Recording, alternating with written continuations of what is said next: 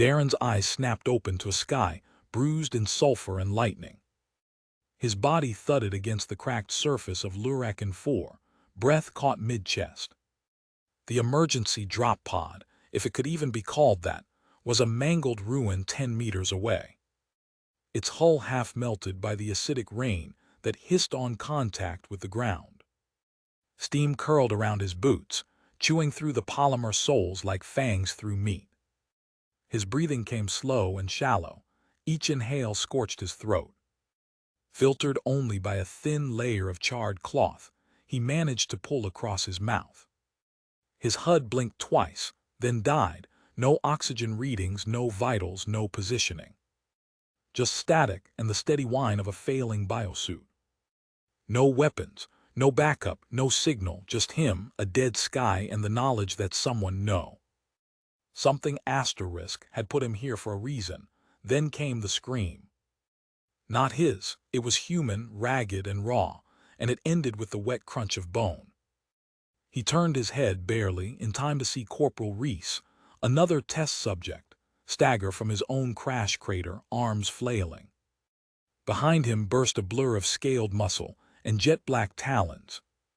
The creature slammed into Reese back, snapping his spine before he hit the ground. The soldier's last gurgle was drowned out by the wet sound of flesh tearing. A raptor, at least 3 meters tall, maybe more. But Darren didn't stop to study it. He rolled over a jagged boulder and bit back a scream as acidic rain soaked into the tear across his ribs. He ran. The terrain cut at him, razor rocks and boiling mud pools. The kind that swallowed boots and memories alike. He ducked under thick, claw-shaped vines, each dripping with venomous sap. His lungs burned, but he didn't dare stop. He didn't dare slow down. The raptors didn't follow, not yet. They were testing him. Hunting him like prey, because that's what he was, wasn't he? Prey. He stumbled into a hollow of scorched stone and collapsed to his knees, pressing his back against a jagged outcrop. For a few seconds, all he could hear was his own breathing. Then a soft mechanical hum. He glanced up. Above him, embedded in the cliffs, an asterisk observation drone. Sleek, alien, and unmistakably artificial. The lens whirred, adjusting focus. A second later, a red light blinked on its chassis. He wasn't alone. They were watching. This wasn't a mission. It was an experiment. Darren stared at the drone. His heart didn't race. His hands didn't shake. This wasn't the first time someone had pointed a camera at him and expected him to bleed, but something inside cracked.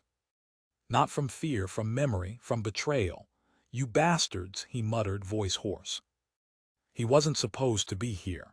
He was supposed to be back in detention on Titan's orbital prison, serving a life sentence for war refusal. Instead, they threw him here. Like trash, like a toy soldier wound up and set loose. Let's see how long the pacifist lasts. He imagined one of the alien commanders sneering behind their cold glass domes. He stood. The acidic rain had thinned now, reduced to a hazy drizzle. Steam curled along the broken ground. In the center of the crater near his feet, something pulsed, faintly glowing. Hot enough to ripple the air. A meteorite, still smoldering from the planet's atmosphere. About the size of a human chest, split open like an egg. Veins of glowing silver ran through it, threading across blackened ore. Unnatural, primeval, he reached out, fingertips touched its surface. The pulse hit him like a whisper in bone. He staggered back, eyes wide. The metal wasn't just hot, it was alive, or something like it. Magnetic fields coiled around it like breath. Not stable, not tame, but resonant asterisk. And Darren, once a war engineer, once the man who designed weapons that could think, asterisk felt it answer. A flash of a memory surged forward, his workshop. The hum of a weapons core syncing with his biofield. A younger version of him whispering, "You don't shape a blade with fire. You shape it with intent." He crouched down, hands hovering over the ore like a priest before an altar. Somewhere in the forest, another roar echoed deep, hungry, impossibly near. He didn't flinch. The ore pulsed again, brighter this time, and he saw something inside it, threads of raw mineral. Unrefined but malleable, magnetically reactive, enough to shape. Enough to bind, enough to forge. The rain sizzled louder now, almost like applause.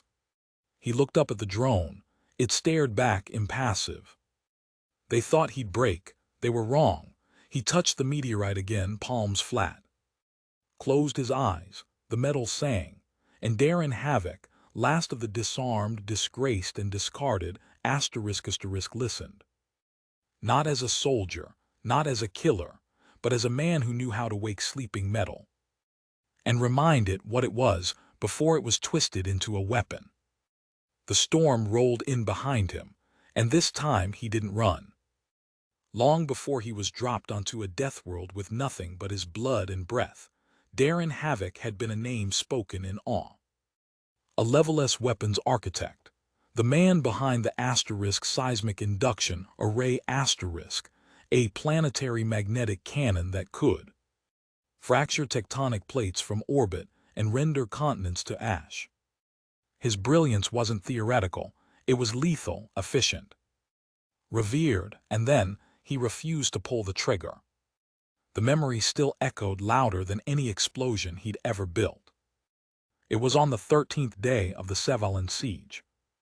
The enemy had surrendered. Their transmissions were clear. No cryptography, no traps, just a desperate plea from civilians and scientists to be spared. Children's voices broke through the channel before command cut it off. "Fire anyway," the admiral had said. Darren stood on the operations deck, hands hovering over the control matrix of the induction array. All eyes on him, his engineering team, his commanding officers, his own conscience. And he said no asterisk. The word, small and soft as it was, detonated harder than any weapon he'd ever built. A week later he stood in shackles, stripped of clearance, stripped of name, branded a traitor by the very system he had armed. Court-martialed under Article 7, refusal to execute mass strategic directive. He never raised his voice in the trial. He didn't need to. His silence spoke volumes. To some it was guilt, to others defiance. To Darren it was neither. It was grief, the kind that doesn't cry. The kind that remembers asterisk. Now, years later, that same military had reinstated him, but not to forgive. Not to restore, to erase, by dropping him onto a hell planet and broadcasting his slow death to the same council who had condemned him. His own weapon, the seismic cannon, had cracked the surface of this very world years ago during field testing. The tremors had awakened the dormant raptors in its crust. Now those same beasts would tear him apart for sport. Fitting, he thought, the engineer devoured by the consequences of his own genius. What twisted symmetry! Darren sat against a spire of burnt rock, his hands still tingling from the contact with the living meteorite. The glow had faded now, but something inside it pulsed in sync with his thoughts, faint but familiar. Metal always had a way of remembering its shaper. He pulled something from the inside of his suit, a scrap of synth paper. Water-resistant, age-creased, folded tight, he opened it. A crude drawing in wax pencil, a figure with long arms holding the hand of a smaller one. They were both smiling, two stick figures beneath a yellow sun with too many rays. Scrawled beside it, in 7-year-old handwriting, "My daddy makes machines that don't hurt people." Darren stared at the drawing for a long moment. He hadn't seen her in 3 years. Arya, bright-eyed, sharp-tongued, braver than he ever was. She used to sneak into his lab and ask questions like, "Why do the machines always explode in the end?" Or "Why don't you build something that heals people instead?" He always gave the same answer, playful and evasive. Because someone else already builds the toys, honey. But Arya didn't laugh the last time. She looked at him like she was afraid of what he was becoming.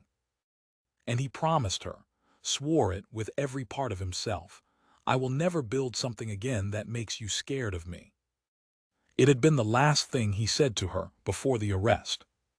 And now he was about to break that vow, because on this planet, fear was the only language the native creatures understood. And if he didn't fight back, didn't forge, didn't kill Asterisk, he wouldn't survive long enough to find meaning in any of it. He crushed the drawing in his fist, not out of anger but grief. Regret, he couldn't afford the softness right now. But the weight of the promise lingered like acid rain against his skin. Could he live without killing? Could he survive this nightmare without becoming the very thing Arya feared? And more hauntingly, asterisk, if he didn't kill, would anyone even consider him human anymore? He had no answers. Only a body that ached, a mind that calculated, and a pulse in the stone beside him that felt like the heartbeat of something waiting to be woken. He looked again at the meteorite. The silver veins in its core, the structure of its lattice.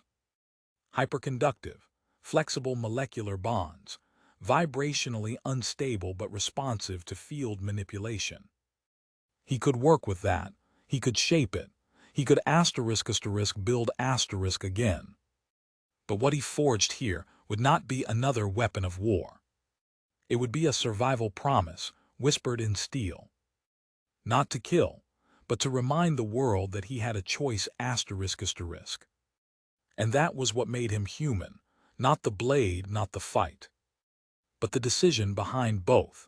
Darren moved through the wasteland like a shadow dragging its own ghost. His limbs ached, his skin burned where the rain had kissed it raw, but he kept walking, drawn by a pulse he couldn't explain. The terrain ahead had changed. The jagged basalt formations gave way to a shallow impact basin, still steaming. It wasn't the heat that pulled him closer, it was the resonance. In the center of the crater, a cluster of meteorite fragments glowed with dull crimson veins, like hot iron bleeding beneath skin. They were half buried in glassed sand, melted from the sheer force of entry. But there was something deeper than heat or light, something vibrating across the skin of his bones. He could feel the field lines, subtle, erratic, but alive. It wasn't ordinary magnetism. This was ferrosentience a trait found only in pre-synthetic metal from certain deep space anomalies. Metal like this didn't just conduct energy, it responded to thought, to intent. Darren dropped to one knee, pressing his bare palm to the edge of the largest fragment. Sparks crawled up his fingers, tingling through his nervous system. For a split second, everything around him disappeared. And a memory surged, a workbench, sparks flying, his hands guiding liquid tungsten into an alloy mold. A woman's voice behind him, soft, worried. You don't have to build that, Darren. There's still time to walk away. He opened his eyes. The crater was silent again, but the meteorite was humming, now louder.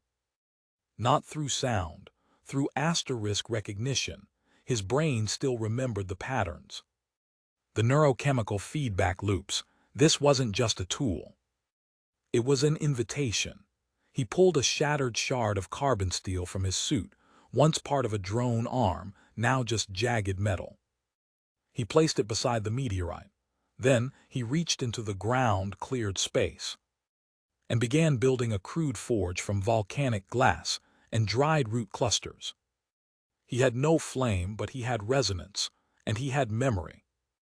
The first stroke cut deep into his own hand, not by mistake. By design, blood soaked into the meteorite, sizzling on contact. And it responded, not just by absorbing it, but by glowing brighter, reshaping itself. As if the blood itself was a language, a signature, a pact. He tightened a tourniquet around his wrist, jammed the shard into the makeshift forge, and began the process of shaping it, Asterisk not with fire, but with will asterisk. Every motion was raw, unrefined, not elegant like the orbital foundries back in the solar core, but alive. Every hammer strike, his knuckles against stone, his palms against iron echoed with old ghosts. With every hit, a memory burned its way back. His first prototype detonated on Luna Prime. The protests outside his facility. His daughter watching his tribunal from a sealed room. And above it all, the question whispered by his own conscience. Did you build it to protect, or just to survive? There was no easy answer. The blade formed slowly, its edge uneven but jagged like a predator's tooth. Not ceremonial, not elegant, primal, but it thrummed when he touched it. Not as a tool of death, as a voice. His blood was laced into its very structure now. It wouldn't work for anyone else. It was more than bonded. It was witnessed asterisk. He stared at the edge, watching the droplets of blood dance along the surface before being absorbed. Fully, like ink into a page, every cell of his being screamed that this was wrong. That this was asterisk against the vow asterisk, but the planet didn't care for vows. Only survival. A sudden high-pitched asterisk ping asterisk snapped him out of trance. The fractured comms chip in his shattered wristband buzzed once, an automated emergency signal. SOS. It wasn't transmitting. The rain had fried the antenna hours ago. But the attempt was still there, trying again and again. Almost like someone, asterisk or something asterisk, was watching the moment he forged the blade. His jaw clenched. They were waiting for the first kill. Waiting for him to break. He looked toward the cliff wall, scanning the black clouds for the faint glint of orbiting surveillance drones. He saw nothing, but he felt the attention, cold, distant, unblinking, and suddenly he wasn't alone. The scent came first, rotting protein and acidic bile. Then the footsteps crunching gravel. He rose slowly, blade still warm in his hand. A shadow limped from the tree line, thin, malformed. Its silhouette wrong in all the subtle ways that made alien creatures more terrifying than monstrous ones. It stumbled, dragging one leg, its torso split open from a massive gash, still leaking. Not a predator, a survivor, an alien. The creature collapsed at the crater's edge. Its arms stretched toward Darren as if in warning or prayer. Its skin, a glimmering mesh of insectoid plates, was charred and peeled. But etched across its chest, asterisk in its own blood asterisk, was a symbol Darren didn't need a translator to understand. 3 slashes, a circle, a downward line beneath. I refuse to kill. It had been dropped here like him, another test. Another soul who dared to hold on to mercy. And now it was dying, alone, broken. Carved open by something that did not respect the gesture. Darren stepped forward, dropped to one knee. The alien's eyes locked onto his, wide and strangely relieved. Then its last breath left as a shudder, dead, and beside the body, carved into the ash with a trembling hand, one final line in scrawled alien script: I did not kill, and I was torn apart. Darren stared at the message. The blade in his hand pulsed again. Not with hunger, with warning. The planet, the Watchers, the rules, they didn't care about ethics. They only cared about thresholds, about triggers asterisk. And they were watching to see who would cross first. Would he follow the alien into death with his vow intact, or would he break it and become the thing the audience demanded? He gripped the blade tighter. The blood on it dried into a dull sheen. No longer screaming, but listening. The silence didn't last. It never did on Lurakan 4. The air vibrated before the sound reached him. Low-frequency rumbles, pacing claws, breathing not of one but many. From behind the obsidian ridge came the shapes, half shadow, half hunger. The Raptors were back. Darren stood at the edge of the meteorite field. The pulse of the forged stone still flickering behind him like a dying heart. He counted at least 8 of them, sleek, talon-legged beasts, their scales glinting with bioluminescent glyphs. They weren't just wild, they were marked. They moved with eerie synchronization, flanking him from both sides, but keeping a precise distance. They weren't hunting, they were waiting, watching. Testing, his grip tightened around the hilt of the blade he'd forged, still warm, still humming. As if sensing the approaching tension, he glanced toward the skies, half expecting a drone to blink back. Nothing visible, but the air crackled differently. Like he was on stage, center spotlight, the largest raptor let out a low growl, a signal. The others responded in kind, tightening the circle. But none leapt, not yet. Darren exhaled, slow and controlled. He could run. He could duck back into the crater, use the stone for cover, stall them with terrain. But no part of him moved. He stepped forward, and then again. The nearest raptor hissed, claws flexing into the stone, but still didn't pounce. He raised the blade, not in threat, not to strike. He held it sideways, angling the edge with surgical precision.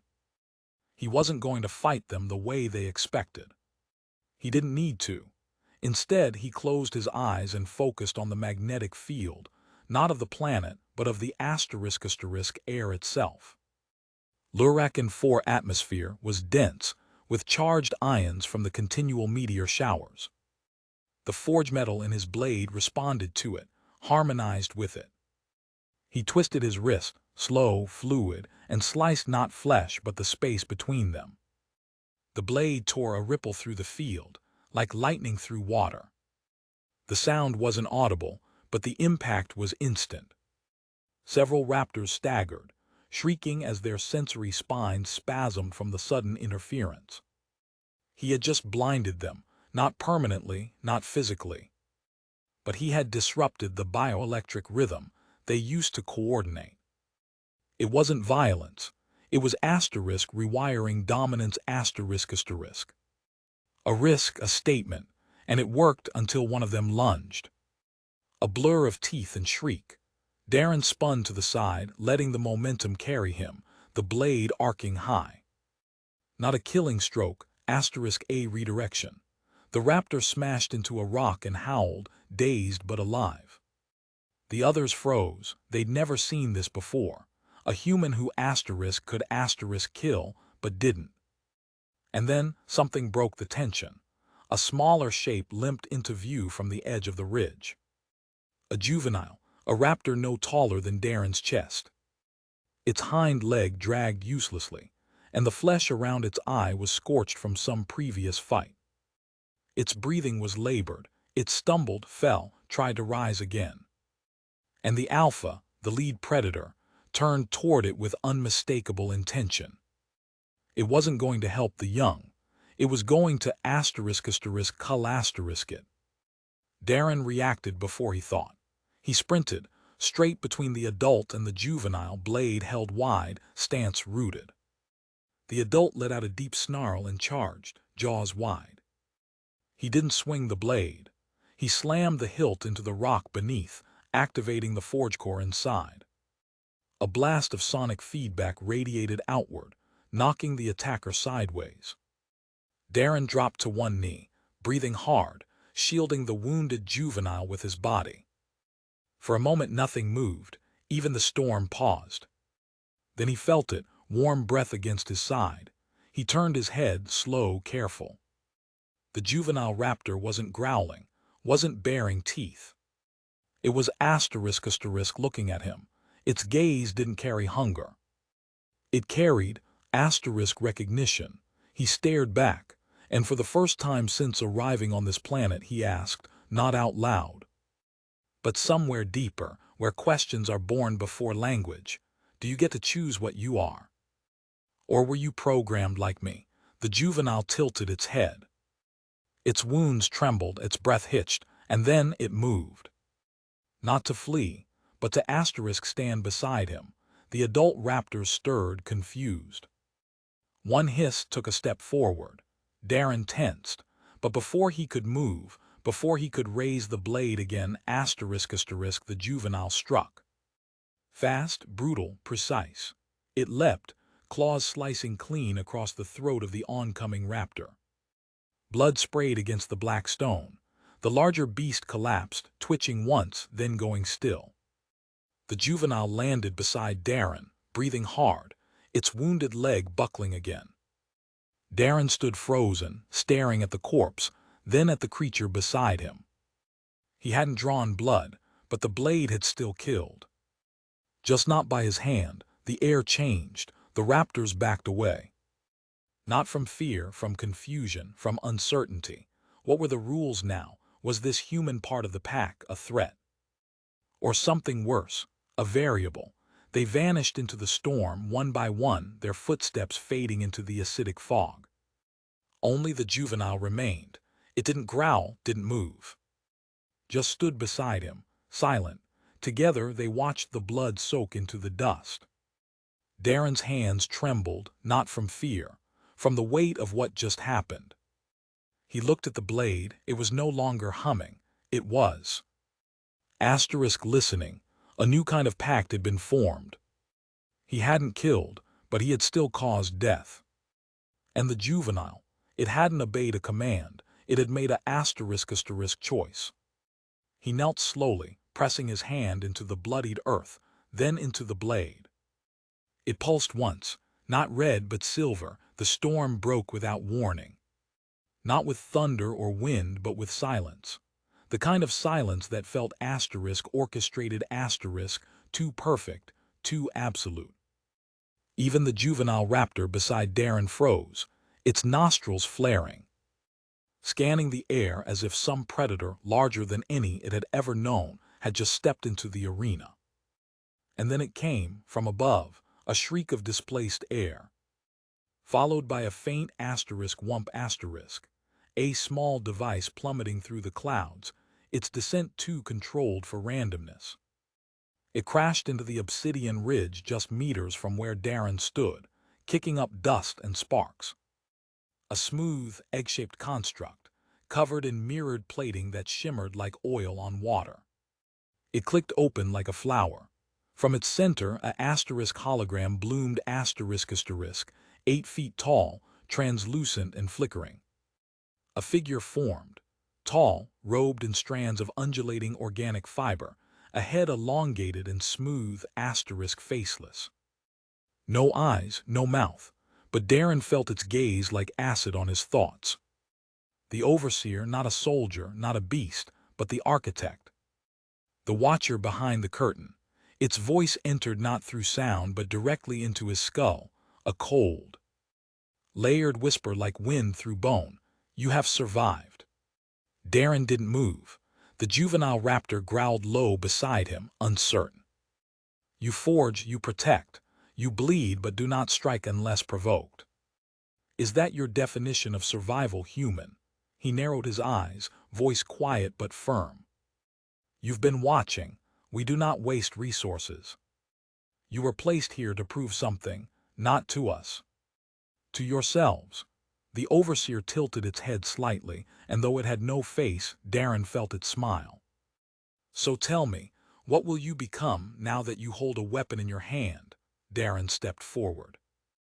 The blade pulsed once at his side, still charged from its last encounter. Something you'll never understand. Enlighten me. A human who knows when to stop.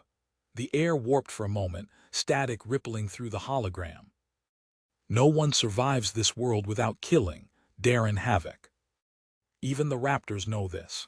Even the others, who died clutching principles instead of knives, knew this too late. He clenched his jaw. So that's it, all of this just to watch me break? No. To record you breaking.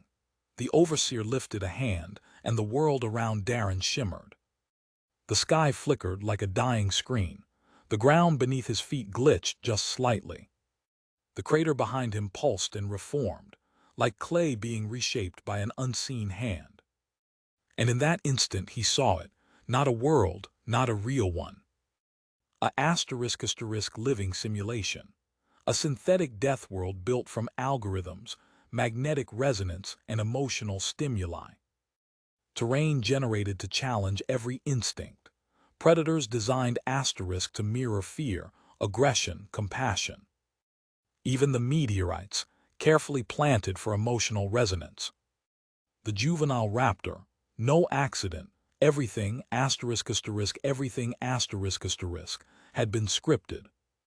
Except asterisk him. This environment, the overseer continued, is an empathic construct. A simulation tied directly to your nervous system.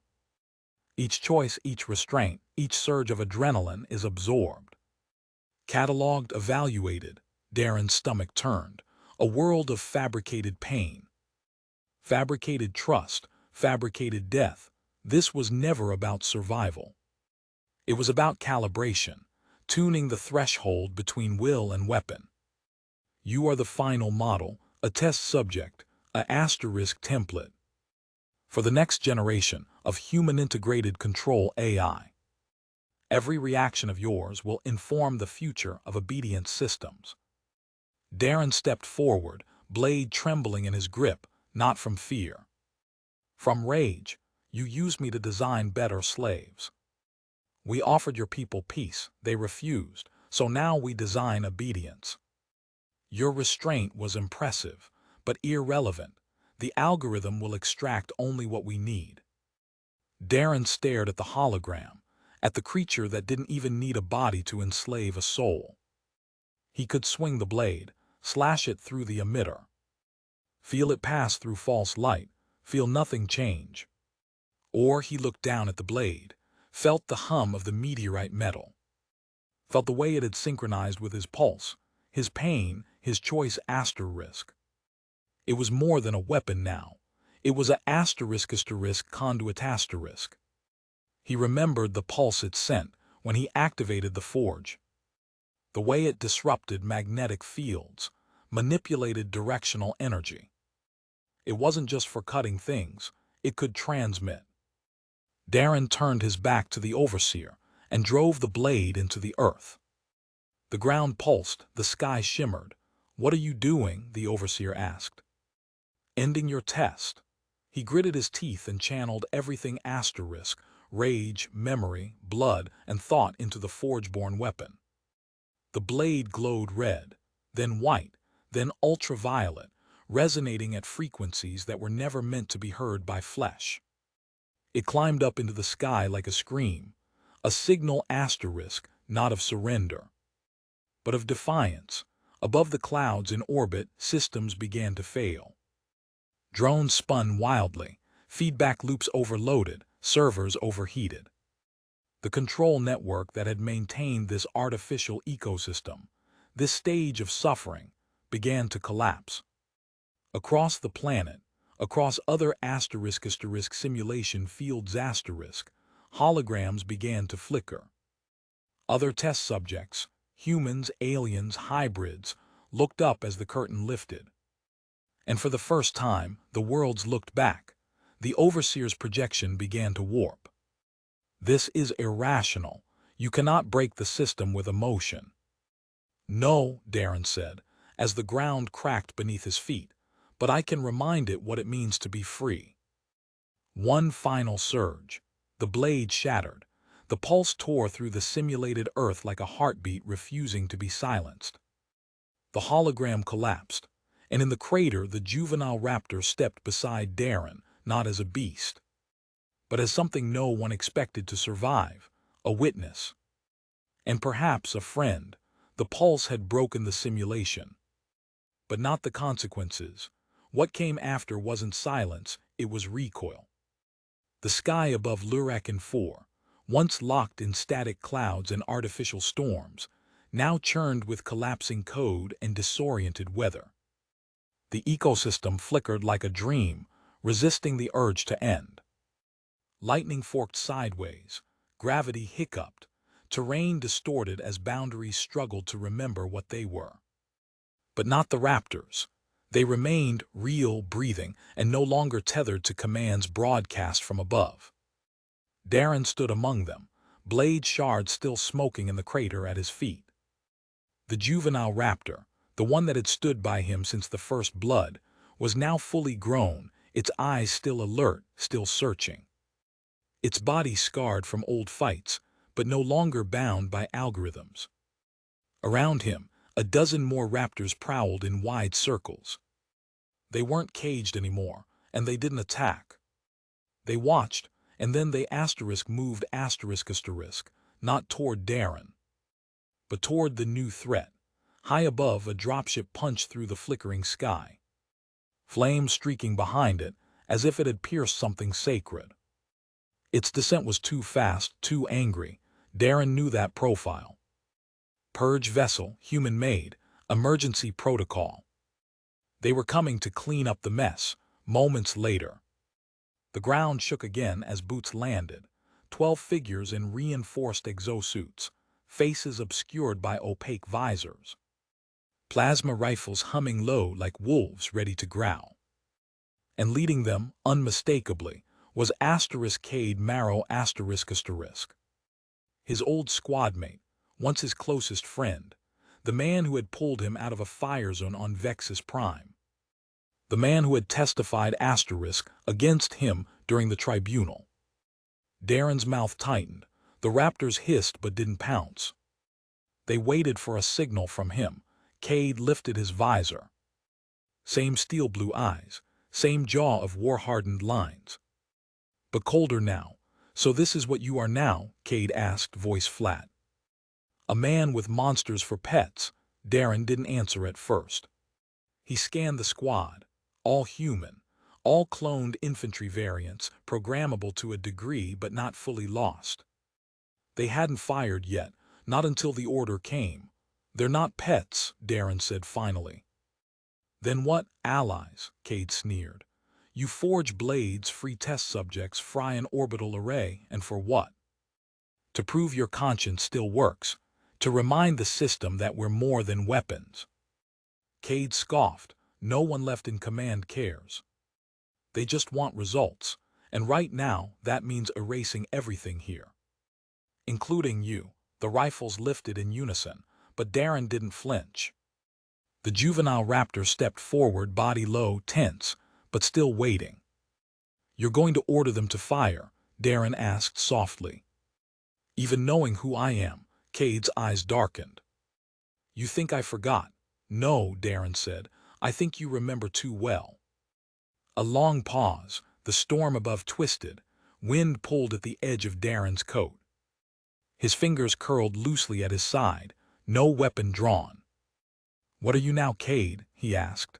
A soldier who follows orders. Or the man who cried in the mess hall after Vela Station, after we bombed that shuttle of unarmed refugees by mistake. Cade's hand twitched near the trigger. Shut up. You cried because it was wrong. Shut up. And now you're here to finish what you were too broken to face back then. Cade stepped forward, shoving the rifle barrel toward Darren's chest. What the hell are you now? He snarled. A rogue philosopher with a pet dinosaur. Darren's voice didn't rise. It was quieter than a whisper. I'm the last person who remembers that you used to feel something when innocent blood was spilled. The words landed like a wound. Cade's finger hovered above the trigger. Then it lowered. Just an inch, but enough. Too late, a shriek cut through the air. The raptors launched, not on Darren's order, on instinct. A blur of claws and muscle tore through the squad like wildfire in dry grass. Plasma shots lit the field in bursts of white-blue agony, but they didn't matter. The raptors were fury unshackled, and the soldiers, still recovering from simulation dissonance, were outmatched. Darren stood still as it happened. He didn't raise a hand. Didn't scream, didn't run, just watched, until only Cade remained. Bleeding, half-crushed, backed against a broken stone ridge. The barrel of his rifle twisted uselessly in his lap. His helmet gone, his mouth slack, and the juvenile raptor, now fully grown, stood between him and death, staring at Darren. Waiting, Darren walked toward them. Cade coughed blood, eyes wild with fear and guilt. You could stop it. Darren looked down at him. Could, he crouched not close, but just enough for the dying man to see his face. But that's the thing about control, Cade. Once you give it to someone else, sometimes they choose not. To be monsters, Cade's breath hitched, the raptor growled low. Darren didn't say asterisk yes asterisk, didn't say asterisk no asterisk. He just stood and turned away. Behind him the sound came, wet final. He didn't look back.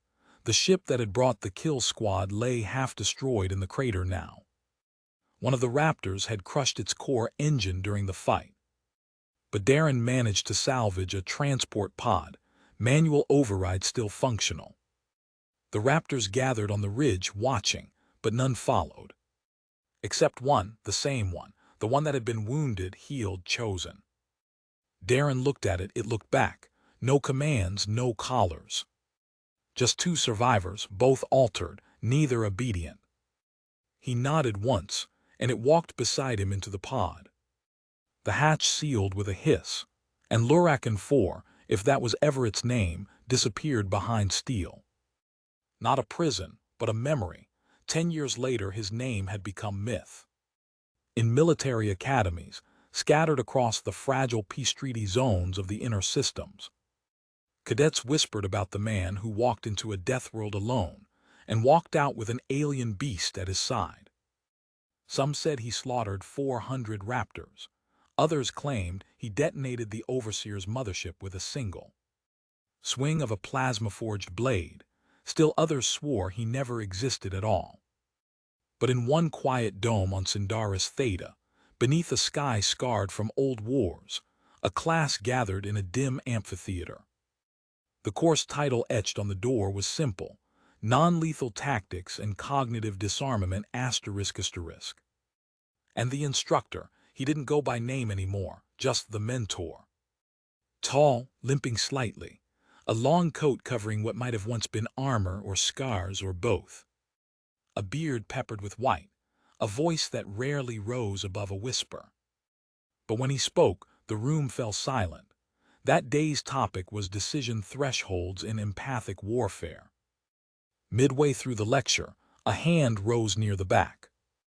A young student, nervous, sharp-eyed. "Sir, if the rumors are true," she began. "And you could have wiped them all out, why didn't you?" Darren paused. No one breathed. He looked across the class, rows of young soldiers, thinkers, diplomats in training. All raised in a time of tension, masquerading as peace. They stared at him not for tactics, but for asterisk truth. He walked slowly toward the center of the room, his gait uneven from an old wound no one dared to ask about. Then he said quietly, but without hesitation, "Because I didn't need them to die to win." Murmurs flickered at the edges of the room. He continued, "I needed just one asterisk of them to hurt enough, to remember they didn't have to keep becoming what we feared." A screen lit behind him, no battle footage, no heroic pose. Just a single clip, grainy, recovered from the dying sensors of a mothership long since lost to magnetic collapse. An alien, once an overseer, face unreadable, but voice recorded, translated. Then whispered again in a hush so soft it barely carried through the room, "That blade, it didn't kill me. It made me remember that I was once someone's child." The silence that followed was heavy, no glory, no revenge. Just a memory, one that had screamed inside a creature engineered to forget it was ever alive. Darren let the words settle, then turned back to his class. They built that species to command, to enforce, to overwrite memory with obedience. But even monsters, if they scream loud enough, can remind themselves what pain used to mean before someone taught them it was weakness. Another student, older, leaned forward. "But what if that one scream isn't enough?" Darren's lips lifted. Not in a smile, more like a scar that remembered what smiling used to feel like. "Then you listen to it louder than the rest, long enough for one more to hear it." That's how change begins, not with victory, but with asterisk echoes. He tapped the screen behind him once. The quote faded. replaced by something simpler, carved in white against a black background. Being human was never about surviving the monsters. It was about being the reason one of them stops being one. No one applauded, no one spoke, but one student in the front row, a boy with old bruises under his sleeve, nodded. Just once, because something in him understood, because maybe someday he'd meet his own kind of monster. And maybe, when the time came, he wouldn't raise his weapon first. He'd listen. Darren turned off the screen. The class was over, but the echo would last longer than any war.